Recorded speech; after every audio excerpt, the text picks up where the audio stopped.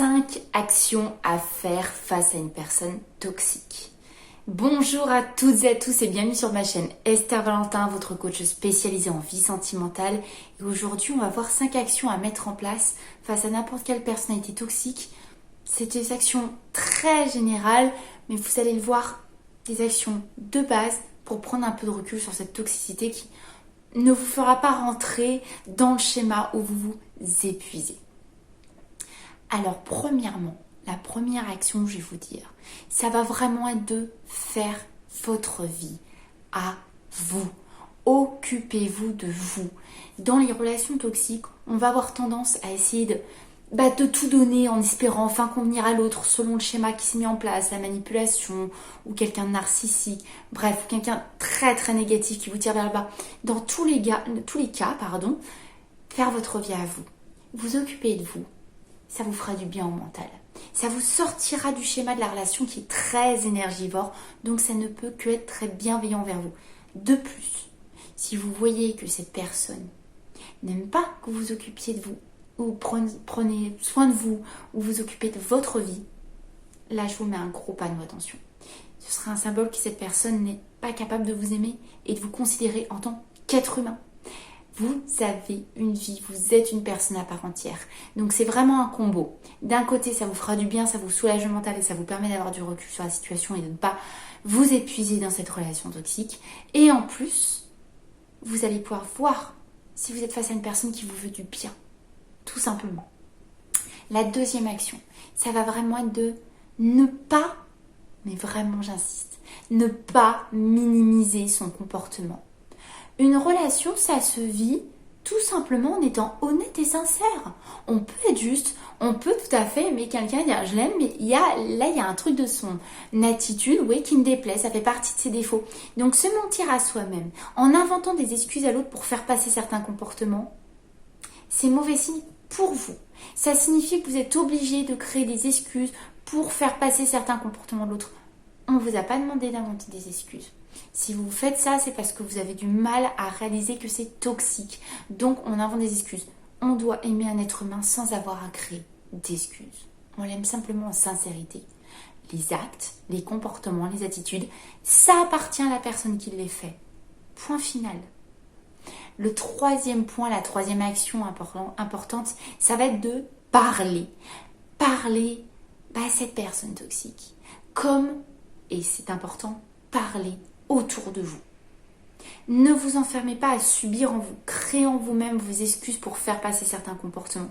On peut avoir honte, on peut se sentir un peu gêné de certains comportements, par exemple un partenaire amoureux qui nous insulte, qui nous parle mal, et on va faire attention, on ne va pas le dire aux autres parce que on le sait que ça ne va pas plaire, on le sait les retours qu'on va avoir.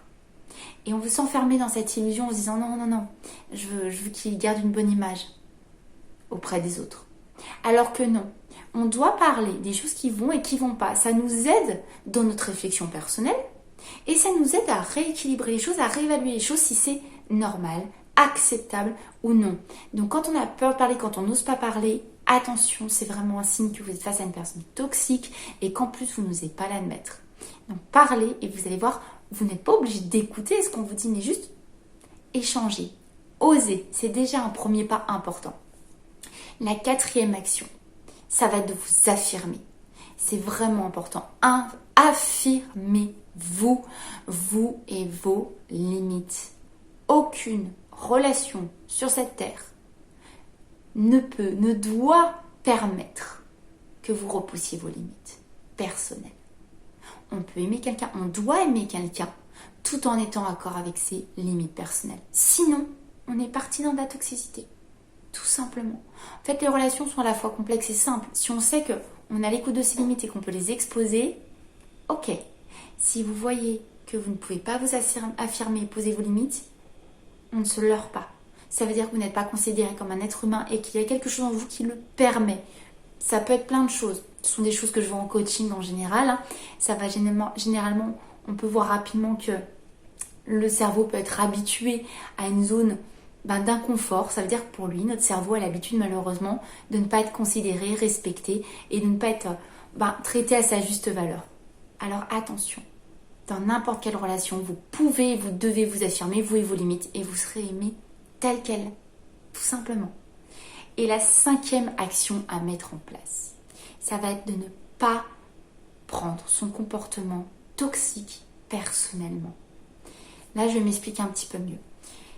Si vous vous dites que l'attitude de l'autre, le comportement de l'autre est dû à vous et à vous seul, vous vous mettez inconsciemment dans une culpabilité où en fait vous en rajoutez une couche. Vous rajoutez une couche d'émotions négatives. Si une personne a des comportements et des attitudes toxiques, ça lui appartient. On est nos choix, on est nos actions, on a le choix. Donc du moment qu'on a le choix et qu'on choisit quelque chose plutôt qu'un autre, c'est qu'on le veut bien. Vous ne pouvez pas vous dire c'est à cause de moi, c'est moi qui. C'est finalement une manière de l'excuser en portant la responsabilité et en déresponsabilisant l'autre. Vraiment, ne prenez pas les choses personnellement. Dites-vous que la personne, si elle a cette attitude-là, malheureusement, c'est qu'elle ne peut pas faire autrement, elle n'a pas les capacités actuellement de s'ouvrir à d'autres choses. Mais vous devez ne pas l'accepter. C'est comme ça que ça se passe pour vraiment faire face, en tout cas à une personne toxique. Là, on est dans le faire face. Vous devez pouvoir mettre ces 5 actions en place. Et ensuite déterminer si la relation, elle a des possibilités d'évolution en rééquilibrant les choses, en mettant ces 5 actions en place, ou si vous voyez que même avec ces actions très saines, qui sont parfaitement logiques dans une relation, il y a incapacité de s'épanouir. Ça va être à vous de juger, je vous fais confiance, c'est pour ça que je vous fais cette vidéo, c'est pour vous donner un maximum d'informations pour ne pas rester bloqué dans une situation. J'espère que cette petite vidéo vous a plu.